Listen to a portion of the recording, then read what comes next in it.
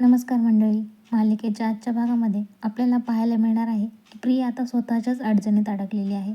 संस्कारी सून बनायच्या नादात तिला आता घरातली सगळी कामं करावी लागणार आहेत. जेवण बनवण्यापासून ते प्रत्येक जबाबदारी तिच्यावरच टाकलेली आहे आणि काही झालं तरी तिला हे सगळं झक मारून करावंच लागणार आहे.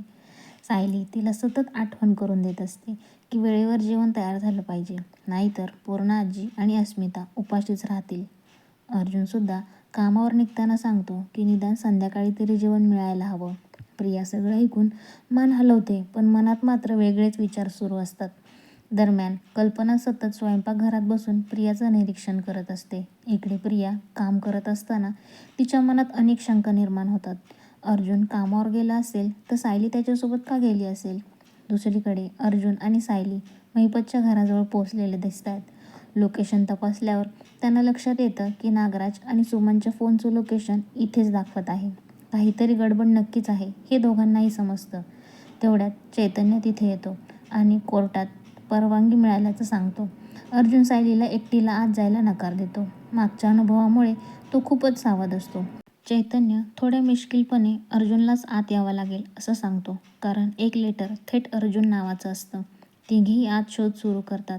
सायलीच्या लक्षात येतं की एका कपाटात वरचा ड्रॉवर उघडतो, पण खालचे 2 ड्रॉवर काही उघडतच नाहीयेत. संशय आणखीन बळावतो.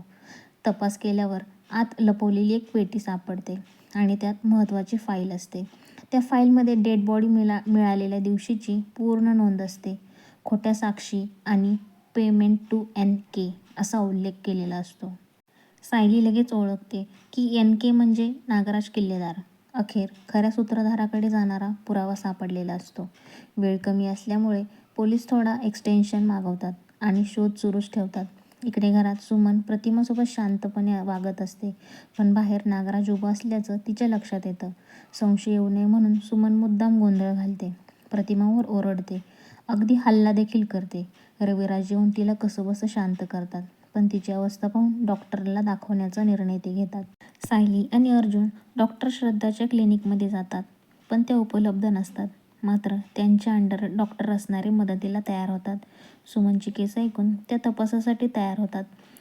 डॉक्टर सुमनची तपासणी करतात आणि सांगतात की ती प्रचंड तणावाखाली आहे. मानसिकदृष्ट्या खूप कमकुवत झाली आहे. योग्य उपचार आता गरजेचे आहेत. नागराज मात्र या सगळ्यावर खुश असतो, कारण त्याला हेच सगळं हवं असतं, सुमनला मानसिक रुग्ण ठरवायचं. डॉक्टर औषधं देतात आणि सगळ्यांना बाहेर जायला सांगतात. नागराजला मुद्दाम सुमनजवळ थांबवलं जातं, कारण सुमन आधीच पुरावे गोळा करण्याच्या तयारीत असते. तेव्हा तिचा मोबाईल सेट केलेला असतो. दुसरीकडे सचिन पैशांच्या अडचणीत सापडलेला दिसला.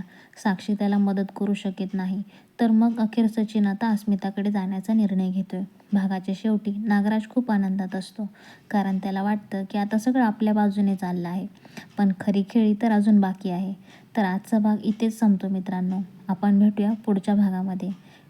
धन्यवाद मित्रांनो.